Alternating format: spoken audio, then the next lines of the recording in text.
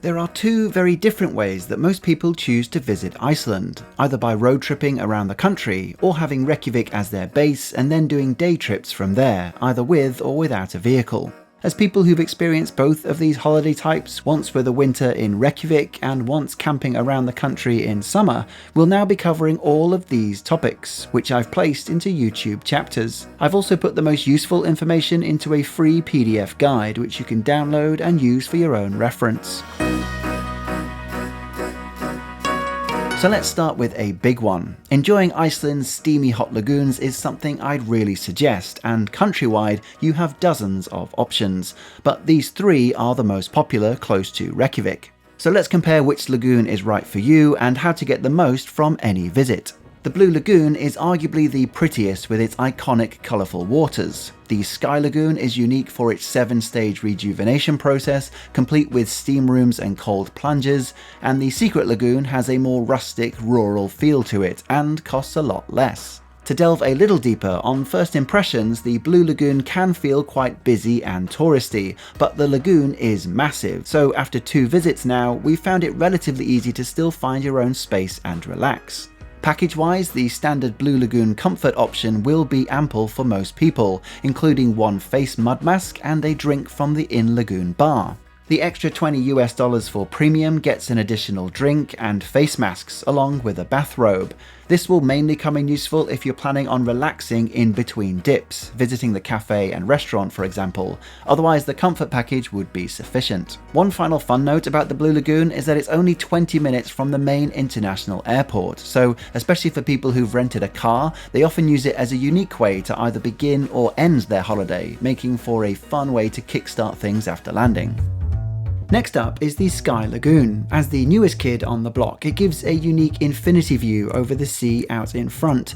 What makes them stand out though is their 7-stage rejuvenation ritual. This includes a combination of hot and cold experiences such as a cold plunge pool, steam room, cold mist and body scrub. Overall, the vibe is a bit more fancy in comparison and much closer to Reykjavik, only 20 minutes as opposed to 50 for the Blue Lagoon. Again, the standard package should be fine for most. All you're getting for the extra $20 here is private changing facilities. The base package does still have private shower cubicles, but its changing rooms are a shared locker space, so it's whether that's an issue for you. Otherwise, the lagoon and ritual experience are both exactly the same.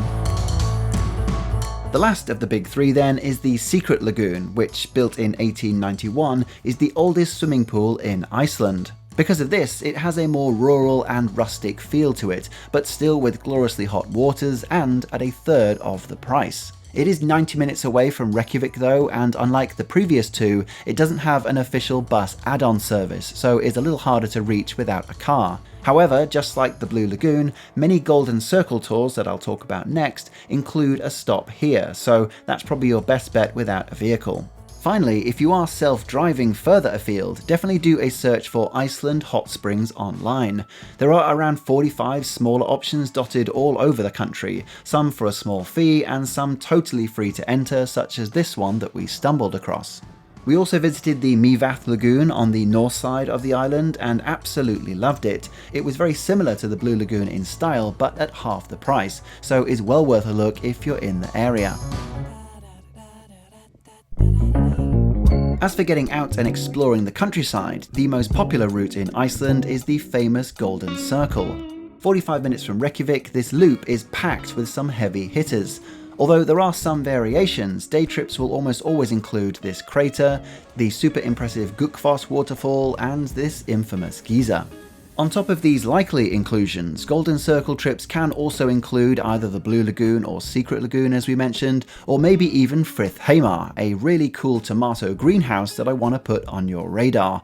I'll cover this restaurant in more detail later in the food portion of the video. Lastly, outside of the Golden Circle, I'd also consider trips for whale watching, puffin watching, riding those famous Icelandic horses, and trips that run to the south coast.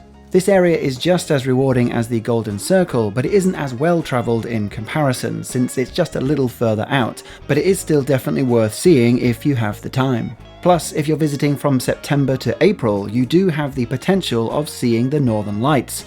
Whilst this is something that's always escaped us, tours typically offer a second free outing if you're unlucky on your first night.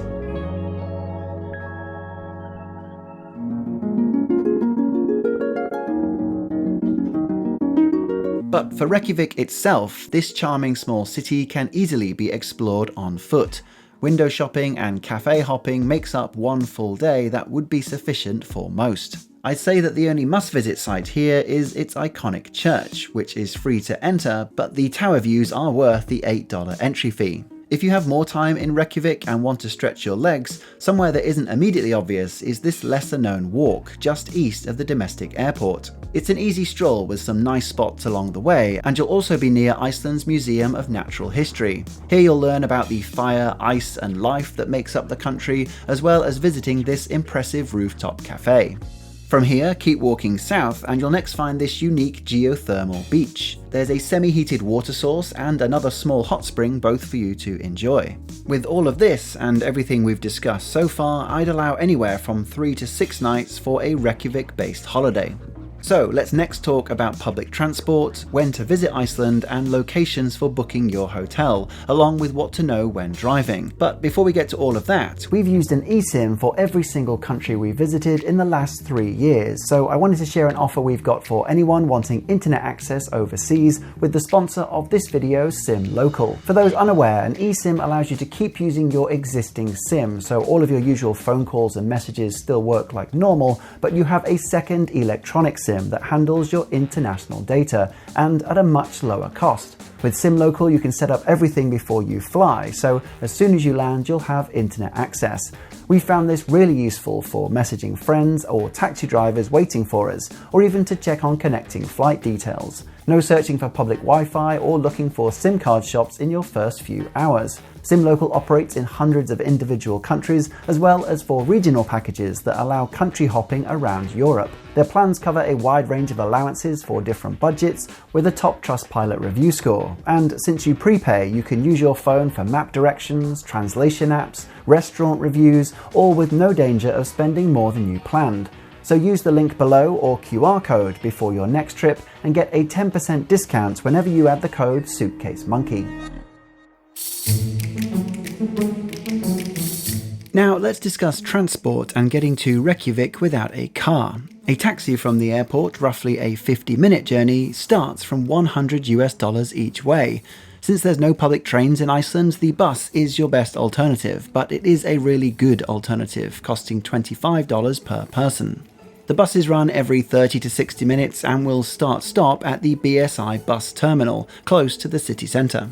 There's an indoor waiting room which is very much welcome for a sometimes cold and wet country, and overall it is a great service, and what I'd suggest for most people. For accommodation, we booked this small but cosy room for $200 a night, which is in the mid-range for a well-located hotel. Looking at a map, anywhere within this area would be considered central or walkable, but just double check for reviews on noise if that's a concern. Our hotel's location was minutes from all of the shops and restaurants, but still quiet in the evening, and about a 15-minute walk from the BSI bus terminal I just mentioned. This made the airport transfers all the more convenient, along with the day trips that we'd later take. They also have a 24-hour reception with included tea, coffee and hot chocolate throughout the day, which was really welcome as we came and went. I'll also add a couple of alternative hotels for different budgets on that written PDF I mentioned.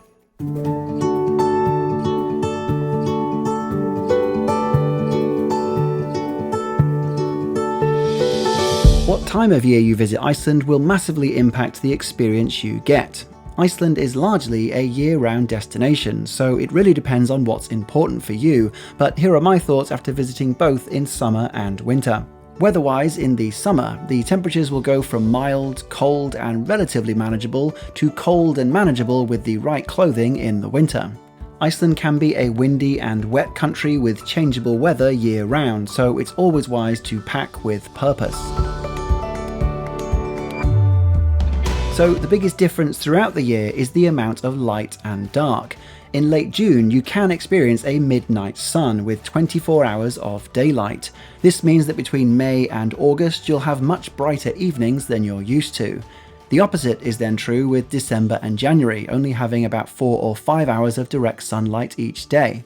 For comparison, the benefits of the summer are that it's a little warmer, all the natural sights will be much more accessible both from a walking and road safety point of view, whale and puffin watching is in full swing, and I think most importantly, you'll just have longer daylight hours to actually explore. If you're concerned about sleeping during daylight, most hotels will have good enough blackout curtains, and even our outside tent was fine in mid-August.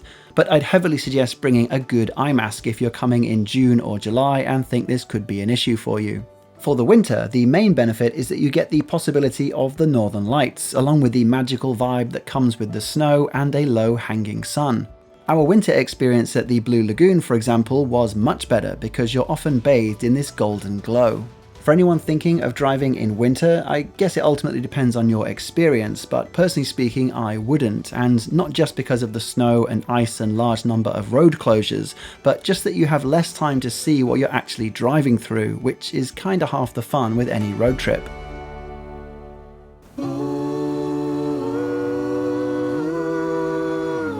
As for specific information on driving, its roads are super easy to navigate, incredibly picturesque, and you'll be getting away from the biggest collection of crowds. If you're just sticking to the main roads, any standard car would be absolutely fine, but some landmarks are at the end of a long off-road drive.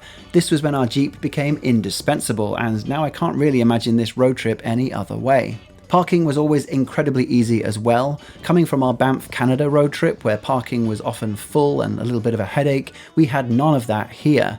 Parking was always signposted as we arrived to our destination, and there was always plenty of space. 70% of the time, the car parks were free to use, with the rest of them being only around about $8, which we found to be totally reasonable for the upkeep of these locations, especially when the sites themselves are always free to just walk into. There aren't any national park fees, for example.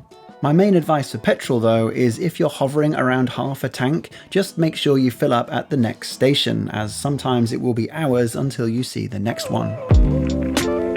Overall then, it took us 7 days to drive around the ring road of Iceland, but taking it at a slower pace, 2 weeks would also work out great. You could also just do a smaller return trip from Reykjavik to the stretch of landmarks along the south coast.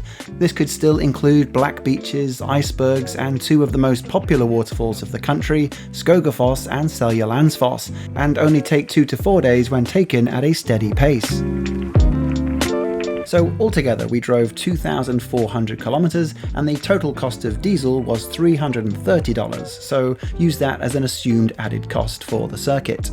Speaking of which, the most cost-efficient way of driving around the country is without question staying at campsites, usually costing $15 to $20 per person per night, either through traditional camping or as we did with this rooftop tent. As non-campers ourselves, this setup was a lot warmer, drier and safer than being on the cold grass, and it was super quick to both set up and then pack away. The package that we took was through a company called Nordic Nomads, and as of right now starts at €690 per person and includes the Jeep itself with campsite accommodation over 7 nights, a rooftop tent with double mattress and pillows, plus a bunch of camping gear you'll need along the way. You can then also add a week's worth of camping food over the 7 days for €105, and ultimately this worked out as a really good money saver, as dining out here really adds up, which we'll be covering next. The restaurants and cafes we visited in Reykjavik were an unexpected highlight on this trip. Almost all were very good to excellent, so I wanted to share some of our favourites to save on your map. For dinner, our best meal was probably rock. Best described as Icelandic tapas style, its servings were across smaller shared plates, and every dish was top-notch. Next was this 4-course tasting menu at a restaurant that fuses locally sourced seafood and meat with Southern Europe and Central American cuisine. For lunch, we really enjoyed Sandholt, a bakery that either works for a takeaway pastry or a good classic brunch if you want to stay a little longer. Also, for something a little different, originally opening in the 60s as a bookshop, this place is now a coffee drinks bar with live music and had a welcoming vibe. And finally, if you're looking for a restaurant that specializes in pasta, steak and wine, fish and chips, Asian grill, Indian food, cocktails, sushi, aperitifs, pizza, tacos, wings and burgers, then boy have I got the perfect place for you. It's this one.